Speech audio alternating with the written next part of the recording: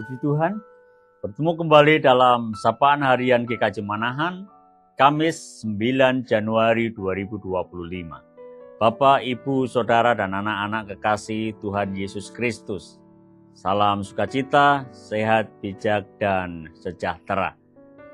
Mari kita berbicara tentang mengenal Kristus.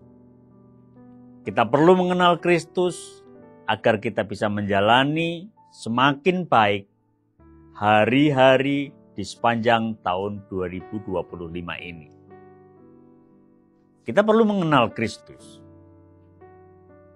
Ya, kita perlu mengenal Kristus. Bagaimana caranya kita mengenal Kristus? Benar, kita membutuhkan hikmat. Hikmat yang dari mana?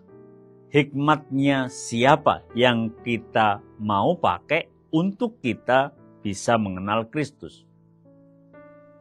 Jangan pakai sembarang hikmat untuk kita bisa mengenal Kristus. Tidak sembarang hikmat akan mengantar kita pada pengenalan akan Kristus. Paling tidak ini yang terjadi, yang disaksikan dalam kitab 1 Korintus pasalnya yang pertama ayatnya yang ke-21 sampai dengan yang ke-24. Oleh karena dunia dalam hikmat Allah tidak mengenal Allah oleh hikmatnya, maka Allah berkenan menyelamatkan mereka yang percaya oleh kebodohan pemberitaan Injil. Orang-orang Yahudi menghendaki tanda, dan orang-orang Yunani mencari hikmat.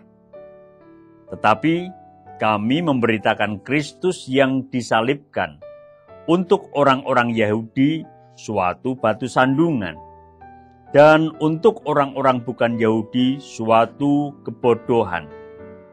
Tetapi untuk mereka yang dipanggil, baik orang Yahudi maupun orang bukan Yahudi, Kristus adalah kekuatan Allah dan hikmat Allah.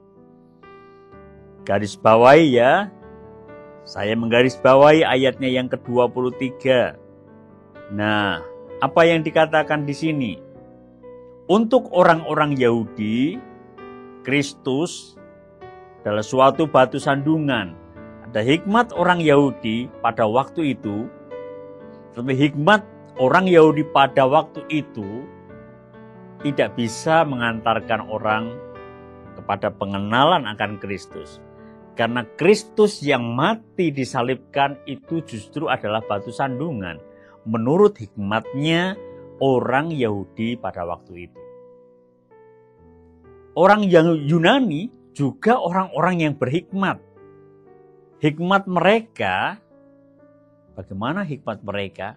Kalau dipakai untuk melihat Tuhan Yesus Kristus, mengenal Tuhan Yesus Kristus yang disalibkan. Menurut orang Yunani, ini adalah sebuah kebodohan. Kebodohan menurut hikmat orang Yunani. Jadi dua hikmat ini yang dikembangkan pada waktu itu sungguh tidak bisa membantu orang untuk mengenal Kristus. Jangan sekali-sekali gunakan hikmat keduanya dalam rangka mengenal Kristus. Satu hikmat yang bisa dipakai untuk kita bisa mengenal kepada Kristus. Apakah itu? Di sini disebutkan pada ayatnya yang ke-24. Tetapi untuk mereka yang dipanggil, baik orang Yahudi maupun orang bukan Yahudi, Kristus adalah kekuatan Allah dan hikmat Allah. Ya, untuk mengenal Kristus maka yang dibutuhkan adalah hikmat Kristus. Hikmat Kristus itu adalah Kristus sendiri. Karenanya agar kita mengenal Kristus maka diperlukan penyerahan diri kepada Tuhan Yesus Kristus. Menyerahkan diri kita kepada Tuhan Yesus Kristus, memohon supaya Tuhan yang memimpin kita menjalani, menapaki tahun-tahun atau hari-hari yang ada di sepanjang tahun 2025. Tuhan memberkati dan menyertai kita. Mari kita berdoa. Kami terus memohon berkat hikmat penyertaan-Mu kepada kami ya Tuhan dalam menapaki tahun-tahun atau hari-hari di tahun 2025 ini. Syukur bagi-Mu yang telah menuntun kami sampai sejauh ini di hari yang ke-9 tahun 2025. Dan untuk hari-hari selanjutnya, waktu-waktu selanjutnya, kiranya Tuhan pun yang terus menyertai kami. Hikmat-Mu ya Kristus kiranya yang memancar dalam kehidupan kami. Dalam nama Tuhan Yesus Kristus kami memohon. Amin.